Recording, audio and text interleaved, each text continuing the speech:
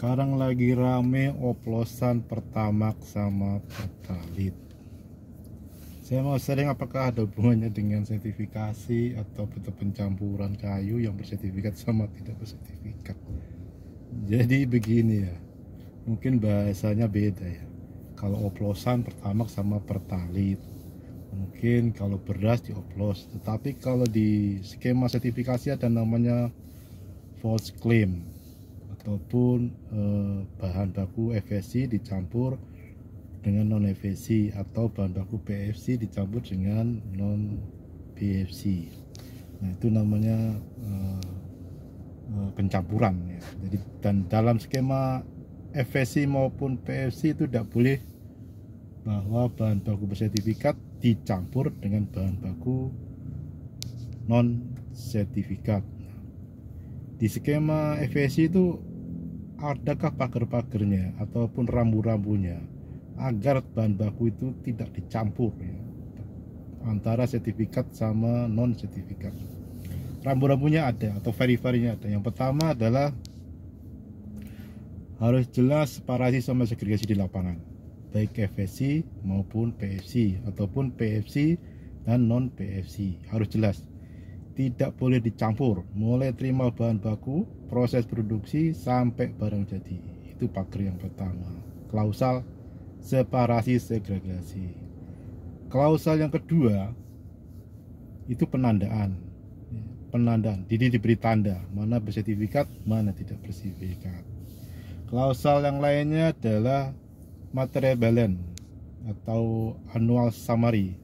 Jadi situ menggambarkan antara bahan baku bersertifikat yang diproses, stok, maupun barang jadi.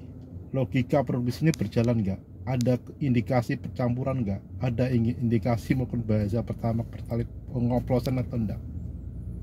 Nah, ini kejelian auditor pada saat melihat sebuah annual summary.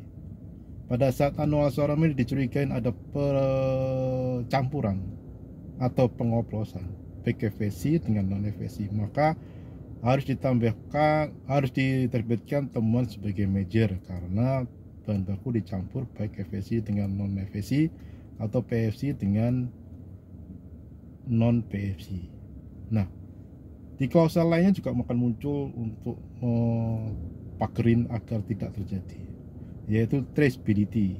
Diambil salah satu invoice atau packing list dari customer ya, di track ke belakang, di traceability ke belakang, apakah bahan baku tersebut akan mengarah ke bahan baku bersertifikat FSC, PFC atau non sertifikat. Nah, pada saat bahan baku itu mengarah ke produk bersertifikat FSC untuk produk FSC, maka tidak bermasalah. Bahwa itu terbukti bahan baku adalah bersertifikat FSC. Namun jika jika invoice atau packing list di customer di trace ke belakang, traceability ke belakang, ketemulah bahan baku yang non FSC, maka dapat indikasikan bahwa dia dicampur, dioplos kalau bahasa sekarang kerennya. Maka si auditor harus menerbitkan temuan bersifat major. Dan itu diindikasinya. Itu secara proses audit. Di dalam proses globalnya bagaimana? Maka di skema FSC itu namanya transaction verification online. Jadi di konteks ini ada namanya lembaga ASI, Accredited Service International, akan memverifikasi semua supply chain dari proses bahan baku di tier pertama, artinya mungkin di hutan, kemudian masuk ke pabrik, bukan masuk ke customer atau masuk ke trader. Nah, 3-4 supply chain ini akan dilihat siapa yang benar dan siapa yang salah untuk memastikan bahwa semua produk berklaim FSC tidak tercampur. Nah, di konteks ini Accredited Service International itu tidak hanya melakukan satu auditi atau satu pabrik, tapi akan melakukan verifikasi di depannya, supply chain di depannya ataupun di belakangnya. Nah, dengan catatan jika semua supply chain itu baik-baik saja, tidak ada unsur pencampuran atau pengoplosan, maka semua akan baik-baik saja. Namun jika hasilnya ada salah satu dari supply chain itu melanggar aturan daripada proses pencampuran atau pengoplosan, maka dia akan dikenakan sanksi, bisa temuan major atau bikin suspend sertifikatnya.